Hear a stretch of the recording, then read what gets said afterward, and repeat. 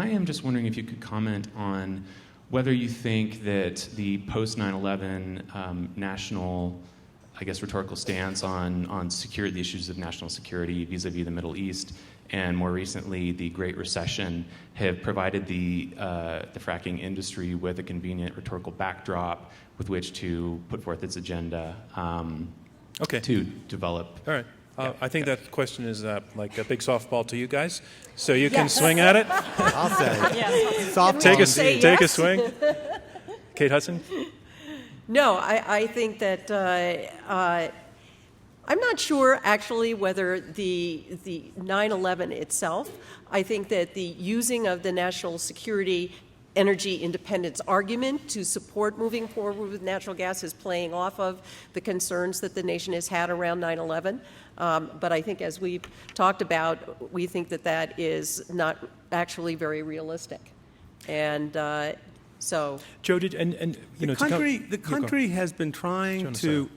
Every president in my memory, practically, has talked about the importance of weaning ourselves from OPEC oil, which, and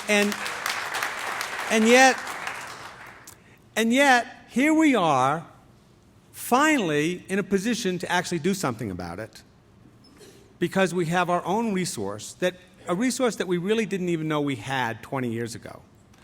And so 9/11 may have spurred the urgency to do this. I mean, my goodness, we have invaded countries. We have, our entire foreign policy towards the Middle East is consciously or subconsciously about oil. And so the idea that we can change the way we think about other countries, the way we can deal with foreign policy, because we no longer have to sit around and worry about whether they're going to give us our oil or not, seems to me like a wonderful thing. Kate Hudson. the vast majority of the oil that we use in this country is used for the transportation sector. Natural gas is not going to replace that. Natural gas will be used for the power sector, but not for the transportation sector. So, well, let me just pick up on Kate's point for a moment. Actually, that's a moment for the other side to respond to, because I want to hear what they have to say. See, Tierney. Every thoughtful, well-documented study that looks at how the United States will transform and decarbonize its economy includes shifting more of the transportation sector to electricity and natural gas,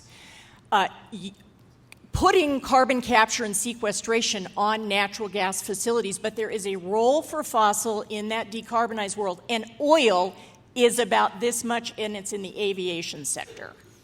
You know, well, let me let Deborah come. Joe, let me let Deborah come back because she cut her off. I was just going to say that Joe recognized